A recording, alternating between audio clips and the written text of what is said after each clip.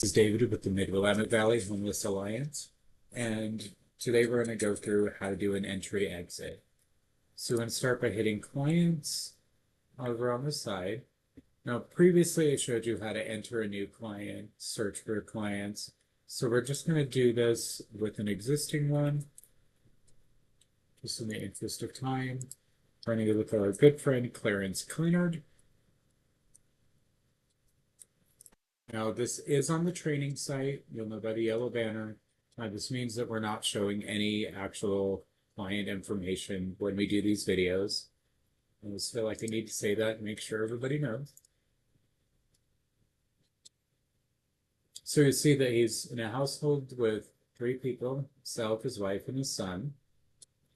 And what we're going to do is go down to entry exit.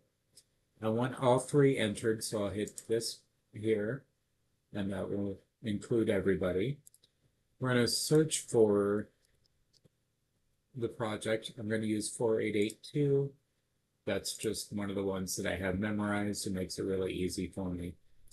So we're going to select HUD unless it's a youth project. You always want, or a veterans project, you always want to hit HUD. Unless otherwise specified, and usually you'll know that. RHY is for youth, VA is for veterans.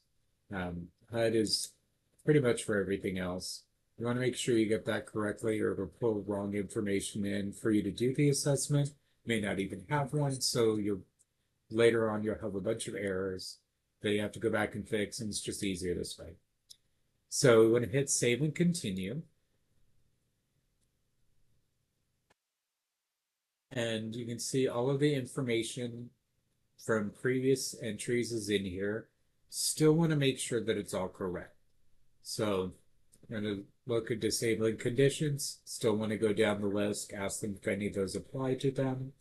So the way I do this is I'll say just a quick yes or no. Let me know if any of these apply to you.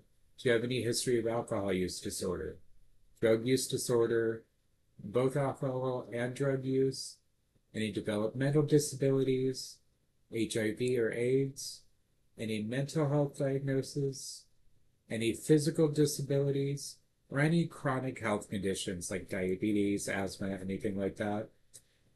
When I ask those, it's just very matter of fact, and it tends to let people open up and feel a little easier saying, yeah, I do have that. Same with health insurance. Are you still getting employer provided health insurance? If not, then you can go down the list and see if they have any insurance at all. If they don't, then you would want to end date. So let's say that he no longer has employee provided health insurance.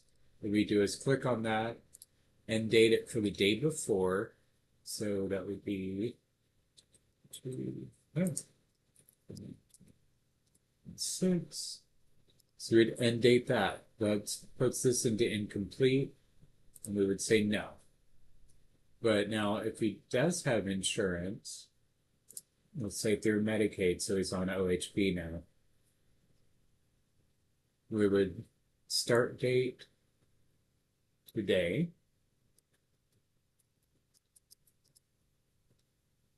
And say yes, is covered. So now, yes to Medicaid, no to employer provided health insurance.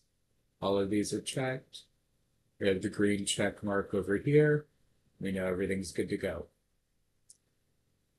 So now we have rented by client, no ongoing housing subsidy. So let's say that that's not currently where they're at. We'll say they're staying with family and friends at this point. Things just didn't happen to work out where they're at.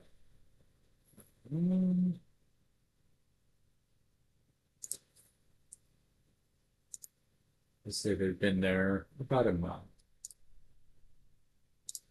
So the approximate date of homelessness, so when they had their last place, let's say 23, 6.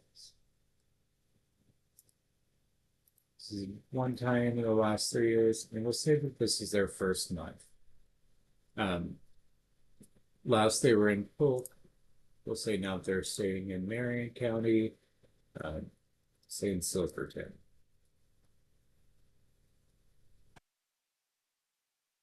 We want to go through and end date this.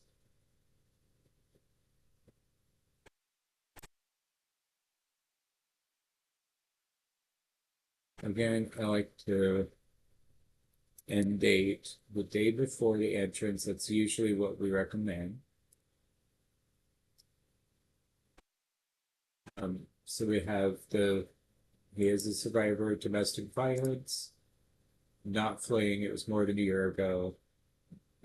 Not all of the projects are going to be asking for the last grade completed or the HHS guidelines. So if you don't see that, don't worry about it. It's probably just not a requirement of your grant to have that information.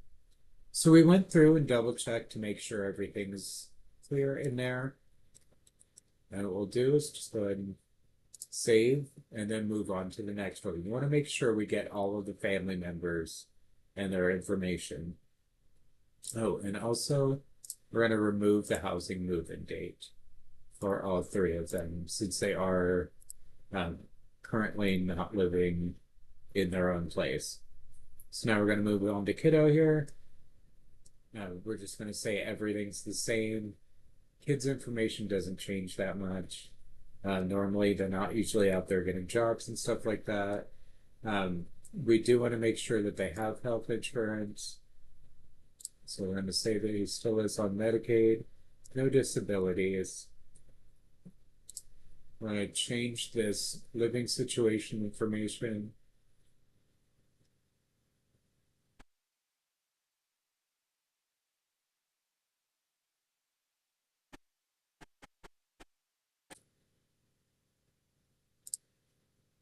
This information for kids is not necessarily required, but I do think it's good to have in there because then there's just no missing spots and less likely that any errors are going to pop up later on.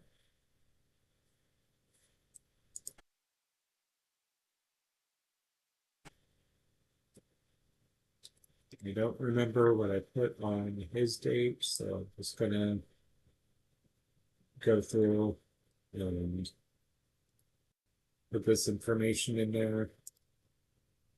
Switch to Marion. All of this is still the same. Save, and then we're gonna move on to here. Head of household, spouse, or partner. You want to make sure that only one person is designated to head of household. And in that case, that would be Clarence here. But also to make sure that there is at least one person named head of household. And that's very important when it comes to federal reporting and everything. So again, we're just going to go through, make sure all the information is still correct. We're going to update this. They're staying with a friend.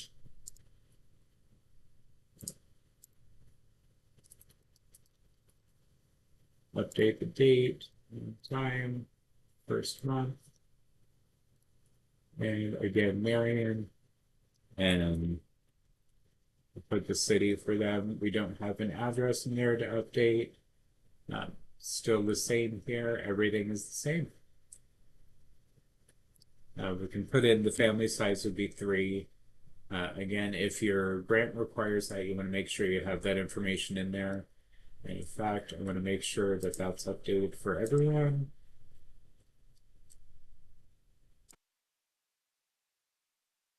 I always like to go through, double check that I didn't miss anything. Make sure all those check marks are green. Okay, that's in there. Same with Clarence. Housing move-in date's gone, green check marks, and everything's completed down here. So for that. All right, so once that's done, just hit save and exit, and our intake is here. So alternately, you can also do add entry exits from this point as well, or you can do it directly from the home page. down here at the bottom. So if there hasn't been an entry, if it's a brand new person, everything will be blank. So you just ask everything like new. In this case, I just used one that's already been opened. So we were able to use the information that was in there previously. You still want to ask all the questions, even if everything comes up, because things do change, living situations change, family dynamics, and everything like that. So just always make sure you're double checking, because then we don't run into problems later on in federal reporting time and having to do a bunch of data cleanup. So let us know if you have any questions. You can email helpdesk at mwvhomelessalliance.org, or you can email me directly, david.peak at mwvhomelessalliance.org, if you have any questions regarding HMIS. And I'll be glad to send you some materials, some walkthroughs, and whatever you need. Let us know. Thanks. Have a great rest of your day.